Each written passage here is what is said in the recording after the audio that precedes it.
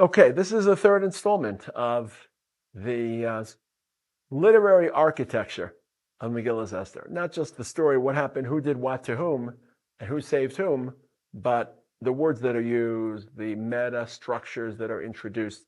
In the first section, we asked, why are parties so central? Why do we need to hear about the parties? Not everything that happened is recorded. Why are these parties so central, and why are they symmetric? There are 10 parties, 5 before this transition, 5 after the transition. In the second section, we explored why letters and language are so important, why letters are so centered. Igeres Hazos, and Megillah is called a letter. It's read as a letter. It's not as formal as a sefer. The Achashtranim, B'nei Aramachim, B'Achshtar B'nei Amelech. Who cares about all the letters and letter writers? And what does it say about Jewish identity and language? In this year, we'll talk about nighttime visits and what happens at night, especially that one night. But to better appreciate the night, let's take a look at the overarching structure, what I call the architecture of the entire story. Now, one of the forms that sometimes you see in text, and certainly in Kisvei HaKodesh, is called concentricity or concentric text, where you have not A, B, C, D, E, F, G, or not A, B, B, A, which is chiasmic, reversal, but you have A at the beginning and A at the end. It's like a little bit like At Bashgar. Then B, and then B second from the end, and then C number 3, and then C third from the end, and then D fourth from the beginning, and D fourth from the end. So you've got parallels, you've got brackets at the beginning, then brackets number 2 and second from the end, and then similar brackets third and third from the end, and so on and so forth. So if you look at my hands, you got a frame that goes like this and starts to, you've got similar brackets at the very beginning and very end, and then you move closer in, similar brackets, similar brackets, similar brackets. And that concentricity, or concentric circles, or concentric ideas, really spotlights within the middle. It creates almost a framing that everything else is the same. Let's look right dab smack in the middle. Let me discuss how you've got the concentric circles. You have the introduction to Megillas Esther, which talks about the power and the wealth of Achashverosh. That's the first theme. And that theme is repeated in the end of Megillas Esther, where he repeats and he imposes the tax and talks about the chronicles of the king. So you've got the authority of Achashverosh in the very beginning, the authority of Achashverosh in the very end. Then, the next stage in the beginning of Megillas Esther is the 2 Persian parties that took place. The parties that Achashverosh conducted for the people of Shushan and for the entire kingdom. In the end, you've got parties, but they're Jewish parties. The parties on the 14th, the parties on the 15th. 14th in regular cities, 15th in Shushan. Number C, you have Esther appearing before Achashverosh in Perek Beis, being selected with the flourish. And you have Esther appearing in Perek Tes, asking Achashverosh for an extra day. So you've got Esther making her appearance in that third rung. Part C, which is the third storyline, or amongst the third storylines in the beginning, and third from the last in the end. Number 4, you have the promotion of Haman. Scream and chant and bang. And in the end, you have Mordechai being promoted, being given the keys of Haman's home, and Mordechai Yatzam, everyone, so you've got stage 4 in the beginning, Haman being promoted, and stage 4th from the end, you've got Mordechai being promoted. So you've got power, parties, Esther, Haman promoted, Mordechai. And then after Haman's promoted, he conducts the lottery to decide which date the war will take place. And then this is now 5th from the end, just like the lottery is 5th from the beginning. 5th from the end is the actual war on the 13th, not the lottery about the day, but the actual war. That's similar and symmetric. Number 6 is you have, after the lottery that Haman conducts, Achashverosh removes the ring, which, as I discussed in Section 2, is iconic and resonant. Whoever has the ring of the king, the insignia of the king, can issue letters that have absolute authority. And in the end of the Megillah, this is now 5th from the end, or I'm losing my track, 6th from the end. The ring is delivered to Mordechai. Achashverosh removes the ring. So the ring is given to Haman before, the ring is given to Mordechai afterwards. And then you have right before the transition, Haman consulting with his family what to do.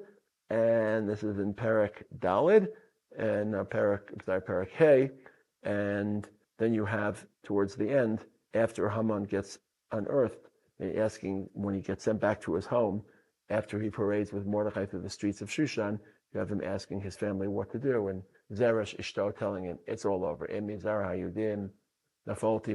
If you have started to fall in front of the Zerah Yehudim, then it's all over.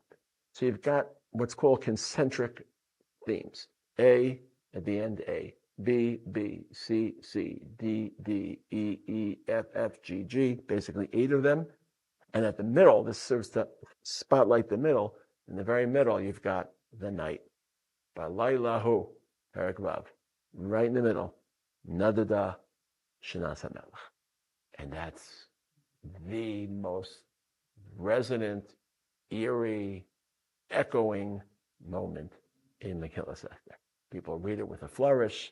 People read it as if they're singing Kol Nidre or Hamelech, and we're talking about Hamelech.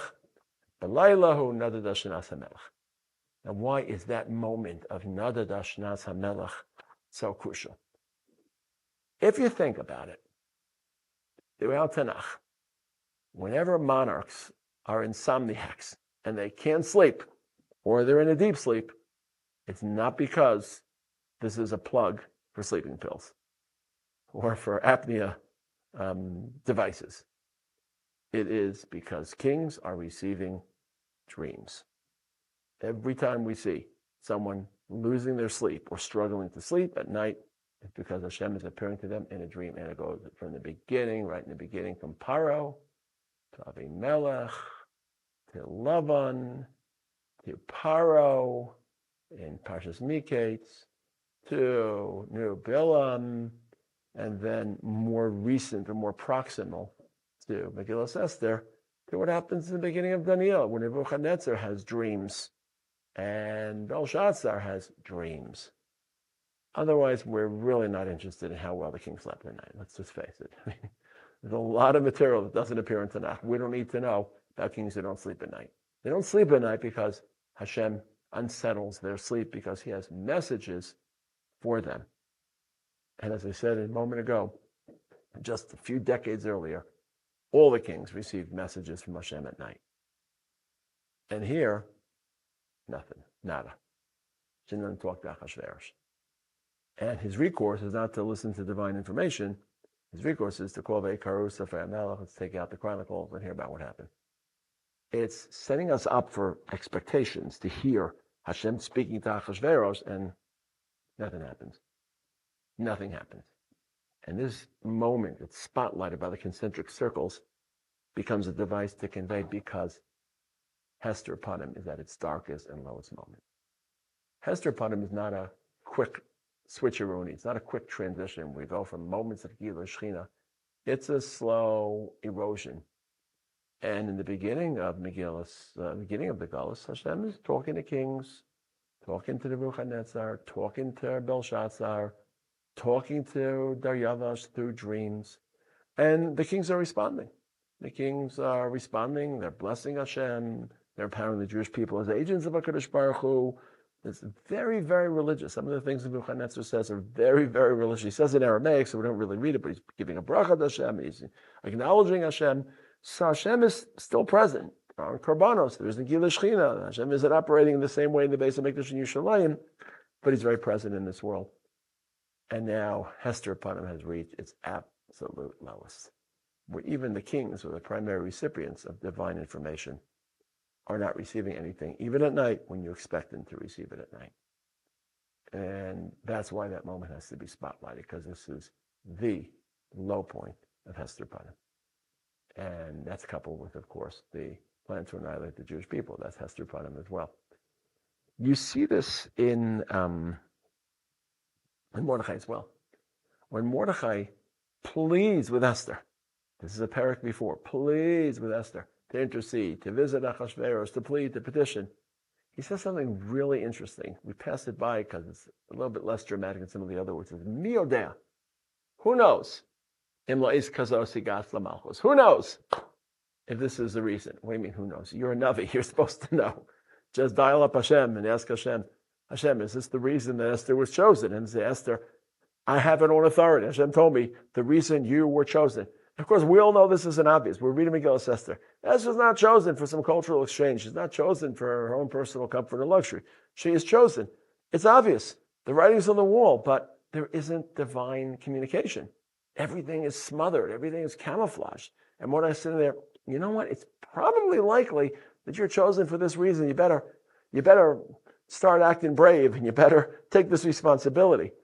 Or to say in a different framework, Lech kinos es kol haYehudim. Gather all the Jews, Mordechai says. What should be the conclusion of that pasuk? Come on. Lech kinos es kol haYehudim hispalalu alai. David Hashem. Tear down the heavens. Now, of course, Chazal read tefillah, and that's one of the central themes of Megillas Esther, is the ability of tefillah to be mevatel l'gezerah ra. And Chazal said the gezerah ra was real. It had already been accepted in Shemayim. And our tefillah, lech kinos es kol haYehudim hispalalu. They weren't watching football games during those 3 days of fasting. They were davening, they were praying, they were performing tshuva. But all this isn't in the text. And the contrast between that and Daniel's davening, which gets him into hot water and ultimately leads him into being thrown into the lion's den, the lion's cave, is striking, because people aren't. Who are we davening to? Is Hashem going to answer us? It's Hester Panim. We just feel it's cloudy every day in Shushan Habira. And even if the sun's shining, we all feel there's a dark cloud hovering above us. So these moments where you expect tefillah, and where you expect nevuah, and that night where you expect dreams, because there's so many dreams to kings and to Gentile prophets and non-prophets, where Hashem delivers information, it doesn't end the way we expect it, because we're so deeply sunken into Hester Panim. And that's the historical backdrop of Megillas Esther, that sometimes people read Megillas Esther as if it were a miracle in a vacuum. They wanted to destroy us, Hashem protected us, and we were saved, now let's celebrate. No, without understanding, it's at the tail end of Galus. It is after the Beis HaMikdash has already started to be rebuilt. Jews have returned to Eretz Yisrael, and has been halted by anti-Semitic, anti-Zionist opposition, who didn't want us to settle our homeland, didn't want us to establish our heritage land. And we're struggling to continue that process. And then you've got Jews who are just living it up and beefing it up and eating it up in Achashverosh's party, while their brothers and sisters are struggling and sacrificing their lives in Eretz Yisrael. And it's a time when Jewish identity is under siege. And it's a time of Hester Panim. You need that framework for Megillas Esther to reach its full volume. It's not just a miracle through which we staved off elimination. Those are a dime a dozen. It has historical ripples and historical connotations. Those are the three things we try to itemize and designate and surface in these three videos, in these three shiurim.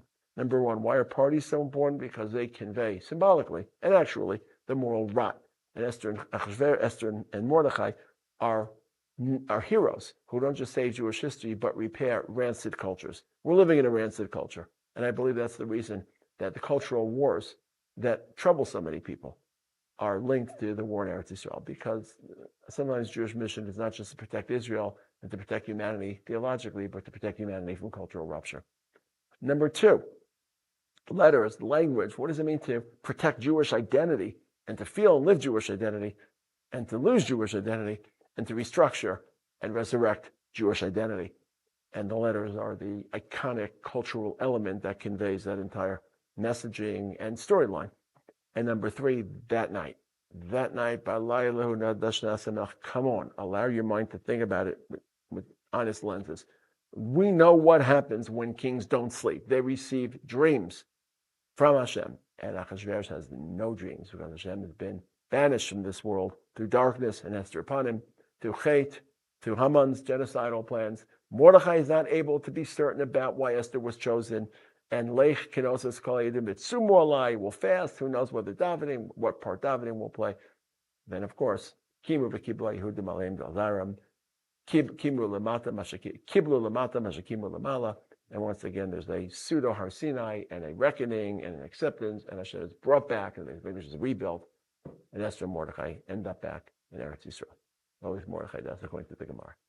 Purim Sameach to everyone. We should witness Yeshuos and Nechamos, continued Yeshuos and Nechamos for Am Yisrael this year in Purim, and in Mirz Hashem in the future. Purim Sameach.